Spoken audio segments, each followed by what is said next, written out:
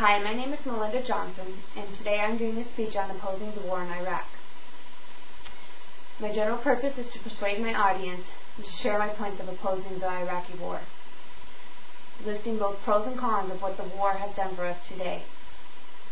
Point 1 is going to be soldiers deployed, the number of troops deployed, the number of troops injured, the number of troop fatalities. Point 2 is the cost of the war. Cost of deploying a U.S. soldier to Iraq, the cost of maintaining troops in that country, as well as the general cost of the war.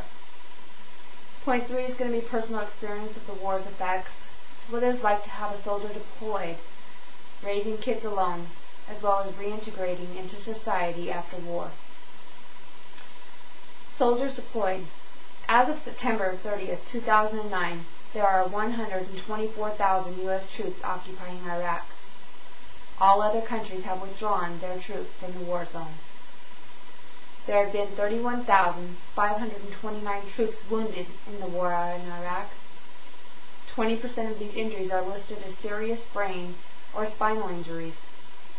This total does exclude psychological injuries. 30% of U.S. troops developed serious mental health problems within 3 to 4 months of returning home from the war. The total number of casualties listed for the United States is 4,362 troops. I will show you a graph of the years and deaths of our soldiers, coalition military fatalities by year. 2009, 4,362 to date.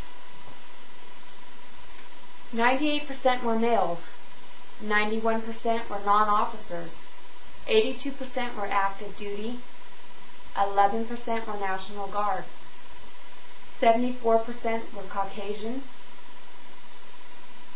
9% were African American, 11% Latino, 19% were killed by non-hostile causes. 54% of U.S. casualties were under the age of 25 years old.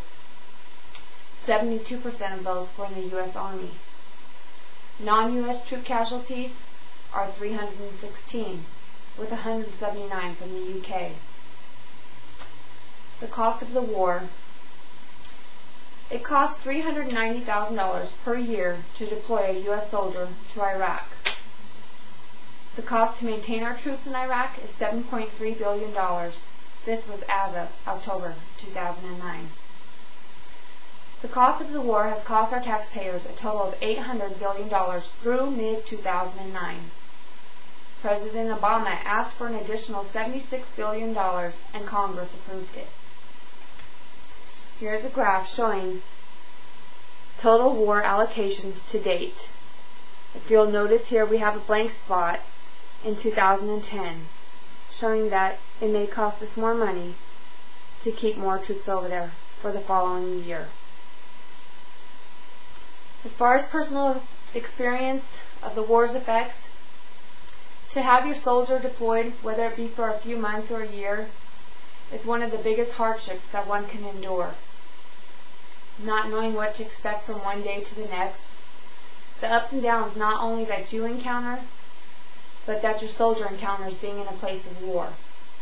You feel lost and alone, and pray every day for the safe return of your loved one. You must also face that there is a chance that your soldier may not return, or if they do return, what kind of shape they will be in. It is a constant worry for all military spouses and families. Raising your kids alone during deployments can also be challenging, as you are taking on the roles of both mother and father. Trying to juggle your life, the lives and responsibilities of your children, as well as carry hope for the safety of your soldier.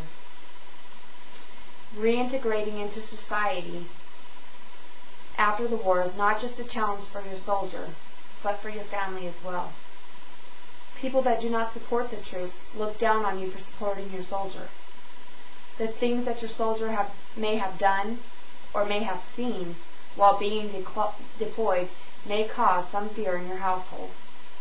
Deployments put a lot of strain on marriages and families in general. But if you're lucky enough to make it through it, you learn to take it one day and one step at a time. My reasons for opposing the war may seem a little selfish and personal, but that is not all true.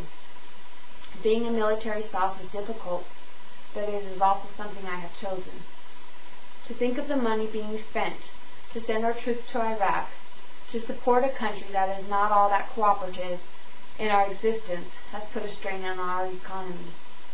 Our own country is in a deficit, yet we are sending our troops into harm's way to take care of other countries rather than taking care of home. Some soldiers will never make it home to their loved ones, and the ones that do make it home are coming home with a traumatic memory of war and the memories of what was lost, not gained, fresh in their minds.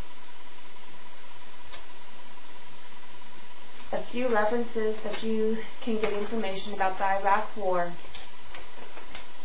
A few websites will be www.antiwar.com, www.iraqiwar.com, www.waronterrorism.com. Two books that I have read to get information will be My Year in Iraq by L. Paul Bremer, The War Over Iraq by Lawrence Kaplan.